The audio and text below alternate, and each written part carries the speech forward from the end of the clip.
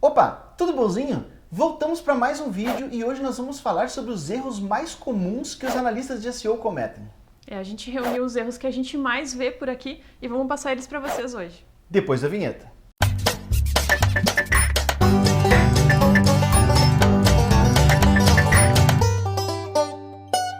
Mas antes de começar, eu quero falar sobre um conteúdo novo que a gente vai gerar aqui na Machada, que é o Machada Podcast, né, Karina? O Machada Podcast vai ser um pouquinho diferente, porque vai ter mais gente participando, além de mim e do Denis, e o conteúdo também vai ser um pouco diferente, né, Denis? A gente vai falar sobre como é a vida em agência. Vamos contar histórias, vamos falar do nosso dia a dia, vão ter convidados, né? Além da Bruna, que trabalha aqui na Machada, a gente sempre vai ter convidados diferentes que trabalham em outras agências ou que já tiveram alguma experiência em agência para compartilhar com a gente um pouco dessa vida um pouco diferente que a gente leva trabalhando dentro de agência agência de marketing digital, agência de publicidade ou qualquer coisa que envolva esse nosso mundo. Então, se tu te identifica com esse assunto, assina o nosso canal do iTunes, eu tenho certeza que tu vai gostar. Então, hoje a gente separou aqui uma lista de 7 erros mais comuns que a gente vê os analistas de SEO cometendo. E o primeiro do ranking aqui tem sido, pelo menos ultimamente, bloquear as pastas de JS e CSS no Robots.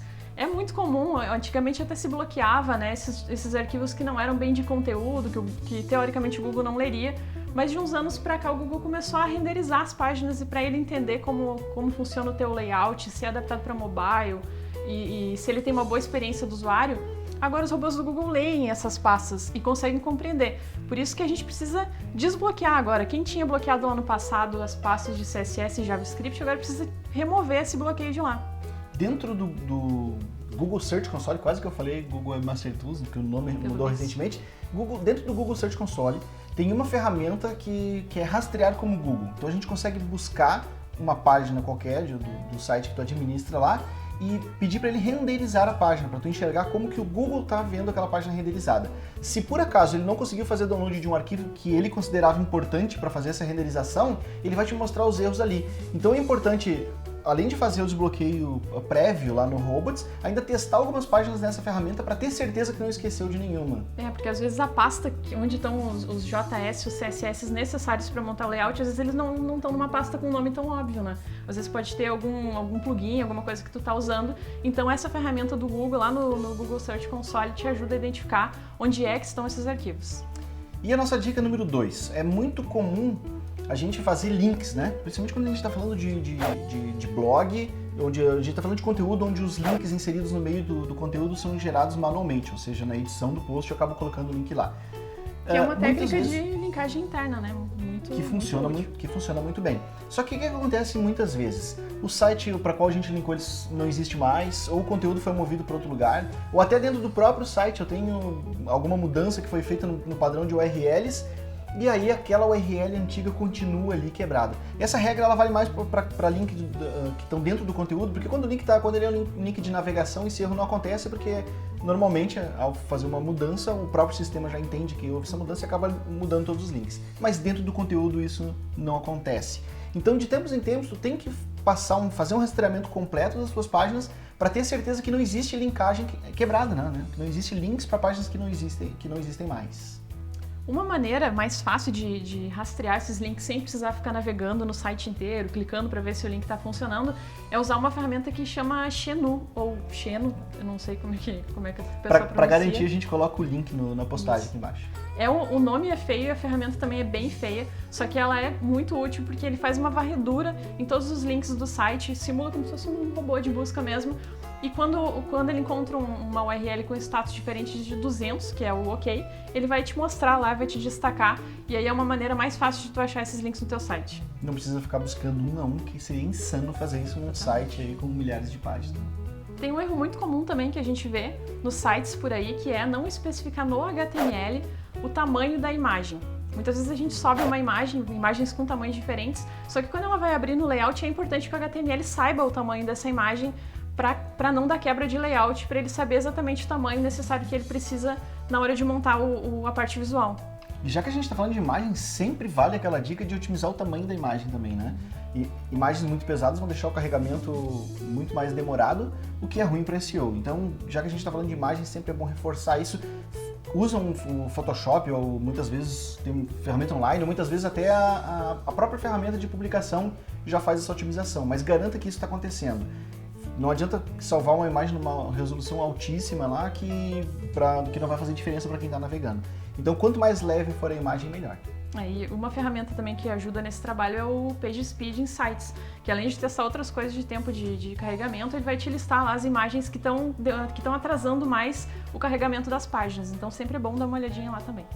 Posso só dar uma dica complementar ao PageSpeed? Tem que tomar um pouco de cuidado lá, porque às vezes ele diz que tem uma imagem que tu pode otimizar ela. Ele vai dizer que tu vai, sei lá, diminuir 20% o tamanho da imagem. Ela tinha 17 KB e aí otimizada ela vai para 15. Nesse caso não vale a pena, então tem que ter um pouco de bom senso, né? É uma ferramenta excelente, a gente usa ela diariamente aqui, mas é bom sempre parar e pensar, né? Por que ele está dando aquela informação? Porque é uma máquina, ele calculou ali que seria possível reduzir 20%, ele vai te dar essa dica. Mas 2 KB não vai fazer diferença nenhuma. Um erro bem comum também e bem antigo já em SEO é achar que quantidade é melhor que qualidade. Ficar se empenhando em fazer quantidade. Isso vale tanto para link building quanto para conteúdo. Acho que de tanto se falar em curso, em palestra, todo mundo fica batendo muito na tecla, né? Tem que fazer link, tem que fazer conteúdo. A galera fica alucinada e começa a fazer muito de tudo. E o exagero nunca é legal. É melhor tu fazer uma coisa bem feita, se dedicar a fazer uma coisa bem legal, do que ficar fazendo muito, né? Link e conteúdo, a gente vê bastante acontecer esse tipo de erro. E uma outra coisa bastante importante em SEO, que eu vejo muitos analistas negligenciar isso, é mensurar e documentar principalmente tudo que foi feito e todos os resultados que foram obtidos. Então tu tem que usa o mecanismo que tu tiver, ou se tu tem uma ferramenta, ou tu pode fazer essa documentação numa planilha de Excel, ou até mesmo dentro do Google Analytics, né? Tu consegue fazer uma anotação ali de cada coisa que foi aplicada no site, do resultado que conseguiu obter com aquilo ou não. Monitora isso, porque vai servir como base de aprendizado teu. É o que tu vai saber de tudo que tu fez que deu algum resultado ou não. Tu vai conseguir colocar relatórios mais ricos para o teu cliente, tu vai conseguir a longo prazo também dividir esse projeto com outra pessoa. É muito mais fácil a gente começar um projeto novo e aí sair documentando tudo do que pensar em documentar alguma coisa depois de ter feito há um mês atrás. Então, essa dica é fundamental, documentar 100% dos passos, não só o que foi feito, mas também todas as conquistas e até mesmo aquilo que não foi uma conquista, que foi um prejuízo. Então, se tu fez alguma alteração e o site caiu de posição ou diminuiu o tráfego, documenta isso, qual foi a ação, o que tu acha que aconteceu para aquilo. Mas a documentação tem que ser instantânea. Notou a queda, notou o aumento, já faz a documentação para não esquecer, né? E a mensuração é importante para aprendizado, assim como tu falou, mas é importante também a gente não simplesmente engolir aqueles dados que o Google Analytics nos dá, por exemplo, porque às vezes são só dados, né? A gente não pode se basear só em dados, a gente tem que tirar a informação do dado. Então, olhar com um olhar crítico e tentar entender e mais a fundo explorar todos os relatórios do Google Analytics e fazer a tua própria análise, ver onde tu acertou, onde tu errou. E não só do Google Analytics, como outras ferramentas também, né? Google Search Console, foi usar, enfim, monitoramento de palavra-chave. O SEMrush, que é uma ferramenta sensacional para isso. Existem milhares de ferramentas. O importante é monitorar todas as informações que tu conseguir monitorar. E falando em palavra-chave, né, em monitorar posicionamento de palavra-chave, um erro também muito comum é quando a gente vai fazer um estudo, uma pesquisa de palavra-chave, a gente olhar só para o volume de busca. Lógico que o volume de busca é importante para a gente não começar a trabalhar uma palavra que ninguém está buscando ou que estão buscando pouco, mas também é bastante importante olhar para a concorrência, né? Olhar para a concorrência e também pensar um pouco na experiência do usuário, né? Não é porque tem uma palavra-chave que é muito buscada que eu vou sair usando ela sem parar para pensar, será que essa palavra-chave realmente está relacionada? Quando alguém vai no Google e faz essa pesquisa, ele realmente está procurando o conteúdo que eu tenho para oferecer ou eu só simplesmente estou obcecado pelo aquele volume de volume de busca ali, né? É inadmissível tu fazer uma estratégia de palavra-chave e não fazer essa busca no Google para ver o que está aparecendo. Quais os resultados que estão te entregando.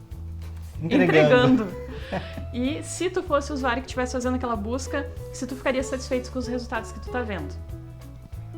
E para finalizar, a nossa dica de número 7, ela tem uma ligação, praticamente uma ligação direta aí com todas as outras dicas que a gente passou, que é o erro de não ler e não acompanhar as diretrizes de qualidade do Google. É preciso ler aquilo muito mais do que uma vez, né? A gente precisa ter quase que decorado toda a informação que tem lá, porque ele é muito completo, né? Tudo, por mais que algumas coisas estejam escritas nas entrelinhas nessa documentação do Google, mas tudo está lá de alguma forma, né?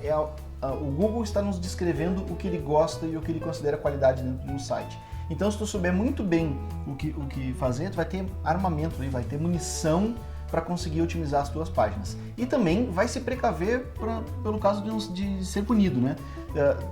Sabendo exatamente quais são as regras do jogo, tu não corre risco de pisar fora do caminho aí e o Google acabar te dando uma penalização.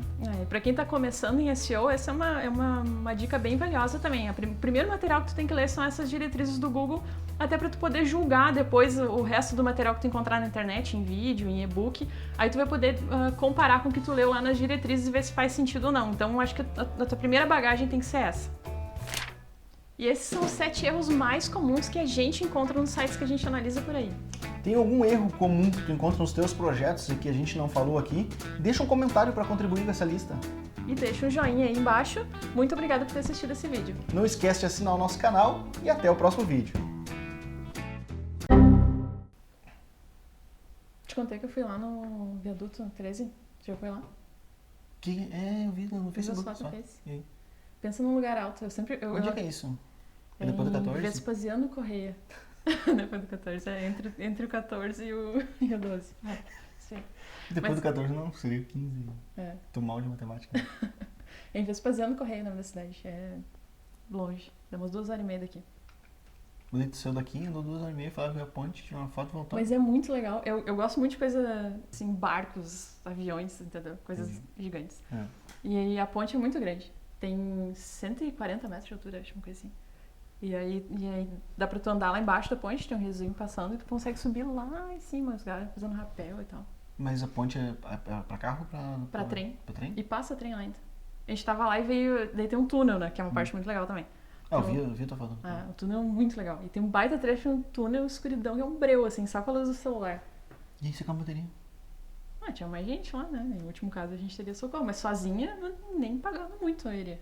Eu quase que não fui com aquela galera toda que tava lá. Eu fiquei morrendo de medo. Pra quem é claustrofóbico, assim, é horrível. Tudo fechado, assim. Só que daí tu caminha até metade do túnel, tem uma parte aberta, assim. Daí tu sai pra fora do túnel, tem uma cachoeira no meio do mato, muito bonito. E aí a gente tava lá, a primeira vez que a gente foi tentar entrar no túnel, a gente, entrando, e eu com medo, e o Lucas, né? Tá, mas pra chegar na ponte tem que passar por dentro do túnel. Não. Sobe de carro até metade, depois tem um trechinho a pé. Daí tu tá na ponte. E aí tem o túnelzinho. O túnel é depois.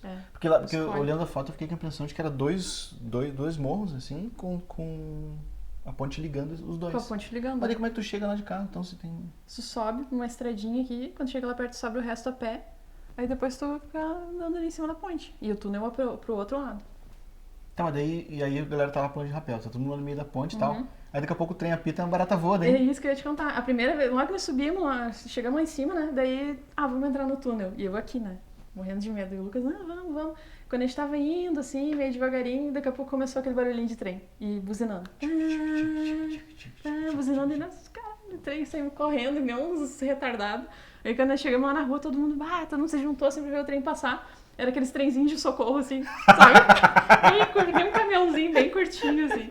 Aí passou e todo mundo ficou com aquela cara, assim, de decepção total.